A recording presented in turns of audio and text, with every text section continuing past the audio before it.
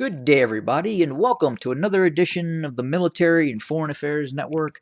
I am your host, the voice of reason. In today's coverage of the ongoing situation of the ongoing civil war taking place inside of the former state of Ethiopia, we continue to get reports from the United States State Department requesting that all U.S. citizens leave the country now. We can also confirm that the United States government is now giving transportation loans to anyone who doesn't have the ability, the financial ability to leave the country. And again, those loans are designed to facilitate the departure from Addis Ababa and other parts of the country. Now, again, the reason the State Department does this is if they truly believe there is a imminent threat of the collapse of the existing government inside of Ethiopia, inside of the Addis Ababa federal region. Now, with that being said, we could possibly see the breakdown of obviously law and order. We are already starting to see the breakdown of law and order in other parts of the country as well. And also at the same time, we are starting to see draconian measures that are being put into place by the Abiy loyalists and the federal forces inside of Addis Ababa and even in other parts of the country. We're actually seeing more draconian steps starting to take place inside of the Amhara region. As I discussed before, this was going to start to become more of an ethnic conflict as the federal forces start to break down. We'll probably soon see an Amhara-centric army that may identify itself as the Ethiopian army, as the federal forces, but ultimately it would be an Amhara-centric force dominated by Amharans. Now, with that being said, again, we continue to hear very draconian and robust statements coming out of key leadership members within the Amhara region calling for concentration camps to target peoples from the Tigray region, and obviously that is unfortunate. And then obviously in Addis Ababa as well, we continue to see individuals being targeted depending on where they are from and their current designated support of the current government. So again, and it's just not peoples from Tigray. The government, the Abiy loyalists, are now really identifying anybody who is not with them is probably against them, and they are probably going to incarcerate those personnel as we're currently seeing exist. Now, within the battlefronts, the Tigrayan Defense Forces have more or less released an official statement demanding unconditional surrender. Obviously, right now, the Tigrayan Defense Forces have tremendous amounts of momentum, and the idea that there would be some sort of political settlement because of the sheer amounts of momentum that would give the TDF the ability to create the conditions for an unconditional surrender and an absolute victory in order to dictate the end terms of this conflict. Now, that is the status quo. Could that possibly change? 1 day, 2 days, 3 weeks, 4 weeks from now? Quite possibly. You just, again, with these momentum swings within this conflict, you could see that. You also have the international element too, mainly regarding Eritrea and other nation states that could support the collapsing Abiy loyalists' armed forces. But again, really right now, the Tigrayan Defense Forces are advancing along two access routes. One and both of those routes of advance are southwest of Dessie and then directly south of Dessie, quite possibly with the goal of targeting Debre Barhan. The information that we have is the TDF, along with its Oromo Liberation allies, are not far from many of these main cities, such as Shia Robert, Debrecen, and I talked about Debrecen in terms of it being a fairly ideal location for a defensive stand because of the terrain.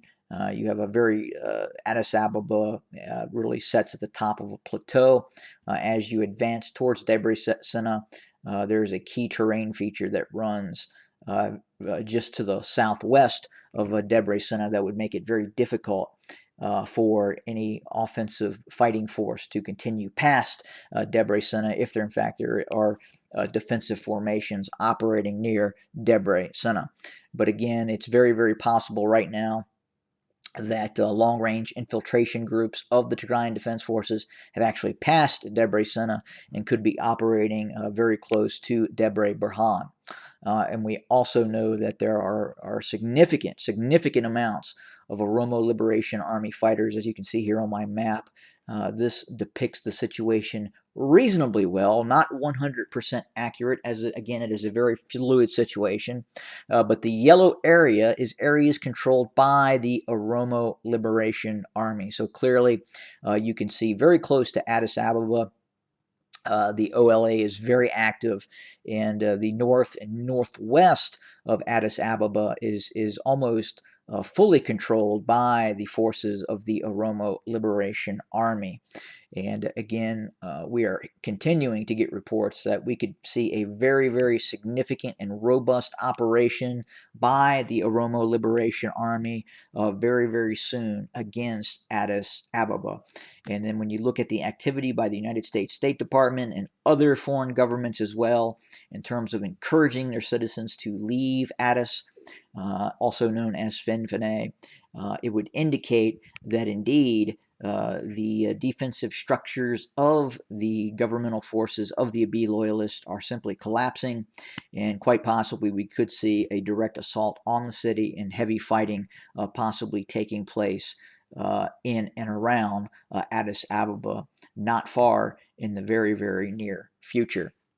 The Tigrayan Defense Forces continue to advance towards Mille and are operating continuously in the Afar region, but again, not the same sort of combat power that is deployed south and southwest of Desse and Kambalcha, really looking to end the Abiy loyalist government in Addis Ababa and continue to crush the remnants of the Ethiopian National Defense Forces and its Amhara allies. But again, once that occurs, I want to try and temper expectations in terms of the ongoing struggle that is taking place near Addis Ababa to the northeast of Addis Ababa as the TDF continues to advance. But again, hypothetically, if Addis is taken, you still have a very, very resilient population in the Amhara region. You still have many militia groups that are forming in and around Gondar, Biara Dar, and other places in the central Amhara region that are still, in all probability, going to continue to engage in the conflict, in the war. And again, we'll probably see the Amhara region creating its own army, which indeed it is doing that now. And in all probability, within the next month, maybe 2 months, in all likelihood, we'll see an Amhara regional military force, an Amhara army that could be as large as the current Ethiopian National Defense Forces as things continue to break down along these ethnic lines with really what is currently going on inside within the scope of the conflict. Again, continuing to pay close attention to Western Tigray at some point, as long as the conflict goes the route of success for the Tigrayan Defense Forces. At some point, we could see a rapid and deliberate move into Western Tigray. And then obviously, our understanding, the intel that we are receiving at MFAN, Military and Foreign Affairs Network, is that contingency plans are being made for forward-looking contingency plans are being made for dealing with Isaias Afwerki and the nation state of Eritrea. What is that going to look like? Is it going to be a overt invasion of Eritrea? Is it going to be a clandestine operation, an attempt to overthrow the Isaias Afwerki government?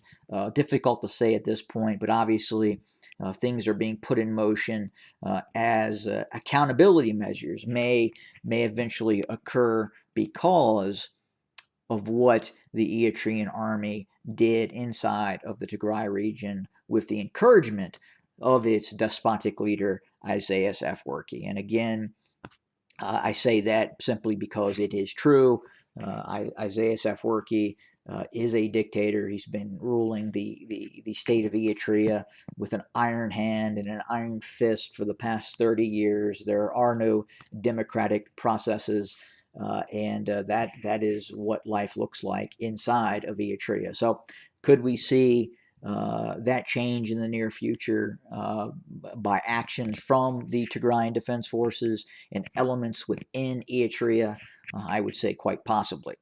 I would say also that a possible, after Isaias Afwerki, and a possible unification of Tigray and Eritrea, depending on the outcome of this conflict, would probably in the end benefit the Tigray region, and obviously the removal of a despotic regime in Eritrea would probably be beneficial towards the Eritrean people. Now, with that being said, I think we're getting a little ahead of ourselves in terms of predicting future activity, but that does indeed look the way it could possibly go, depending on the outcome that we are seeing in and around Addis Ababa as the TDF continues its rapid advance south and the OLA continues to prepare for a possible very large operation against the Prosperity Party, against Abiy Ahmed in his stronghold of Addis Ababa. We will continue to monitor the situation and report on events. Again, very fluid situation. We are working on some more intelligence that is coming in that would indicate some major news events that could be occurring fairly soon. Keep posted, and I will do videos as warranted. Have a great day, everybody.